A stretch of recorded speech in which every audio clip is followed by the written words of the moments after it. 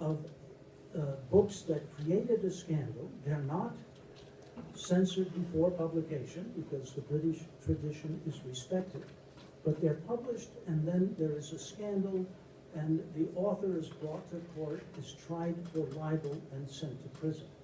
This book, I don't have time to talk about it, but this was a book that, well, I'll tell you a little bit about it as an example of a book way back in 1861 that caused a scandal and was banned.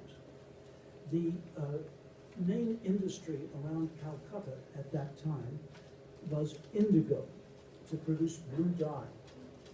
And the English landowners exploited the Indian peasants so badly that they really were reduced to something like slavery.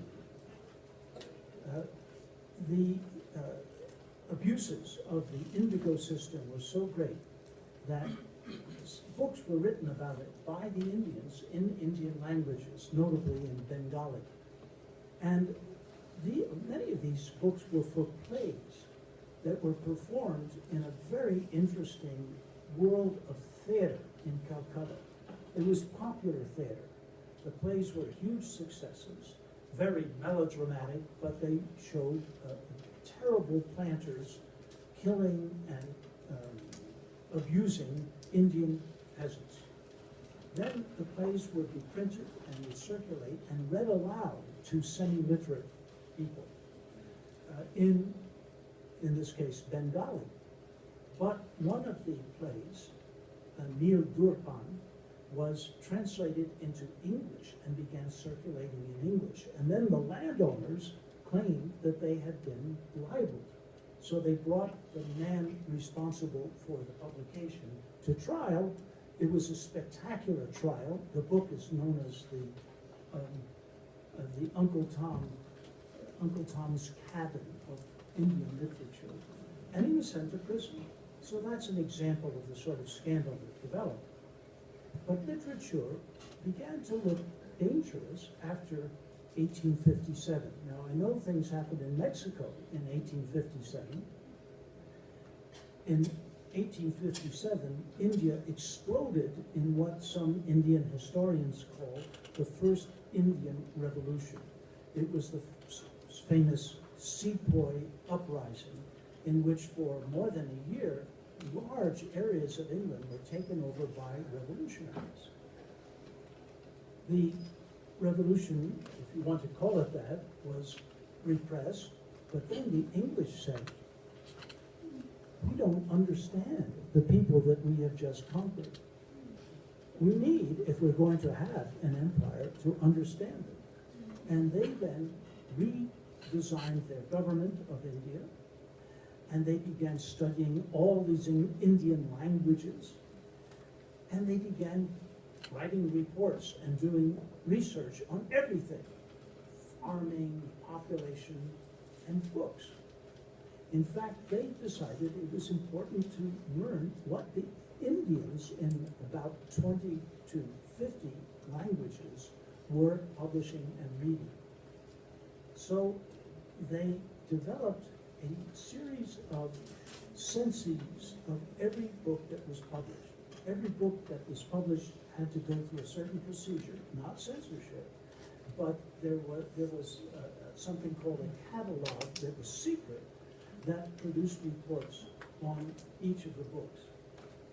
And this is what one page of one of these catalogs looked like. They were printed because they circulated among the top levels of the Indian civil service. I've studied as many of them as I could over many, many months. There are 200,000 titles that appear in these catalogs. It's systematic study of the output of literature in all Indian languages. They're amazing documents, and they're written simply for the people in power to know what the Indians were up to when they wrote and published books. It's surveillance. Secret surveillance, because it's not available to the public, And I think it fits perfectly Foucault's formula, surveiller et punir. Surveil and punish. Now, there's no punishment yet, but I'll come to that in a minute. My point is that these registers are fabulous sources for understanding the way the British tried to understand the natives, as they call them, when they produced literature. They're very funny to read. You'll notice they're divided into columns. There are 16 columns. And column number 16, look at the typography of it, spills over and occupies a lot of the page, because that's just called remarks. And the remarks grew and grew over the years. I've read them from 1868 to 1905. They turned into book reviews, which are trying to get at the essence of these books for the imperialist powers. And I find them a lot of fun because at first they show the Victorian attitudes of the librarians. These are librarians who are often producing the catalogs based on information supplied from all over the country. And what they worry about most at first is sex. The books are about all of the stuff the gods were doing in paradise.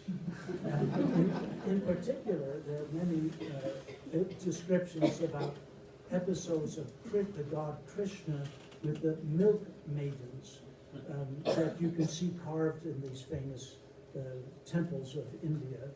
To the Victorian mentality, I mean, I can quote you some examples of what they say in column 16, quote, "The most openly vulgar and obscene observations ever made, not even having the semblance of an excuse for the public good, it should be at once suppressed," end quote.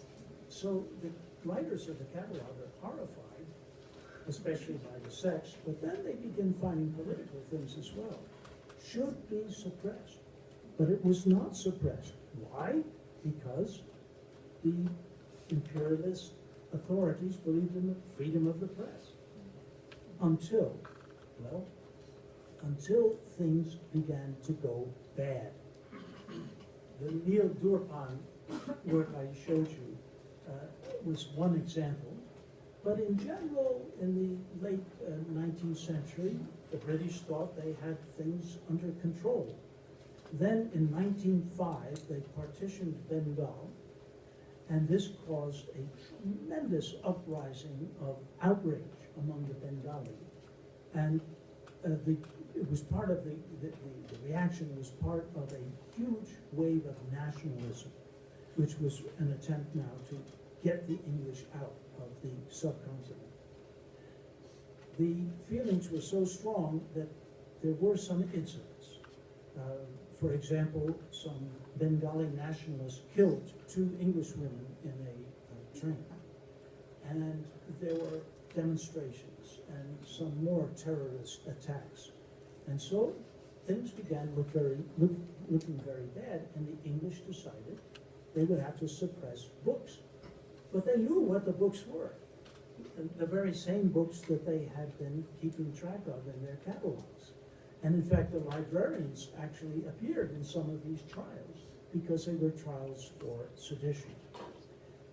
So I read the accounts of the trials, and again, I don't have much time to go into it, but they're very, very interesting.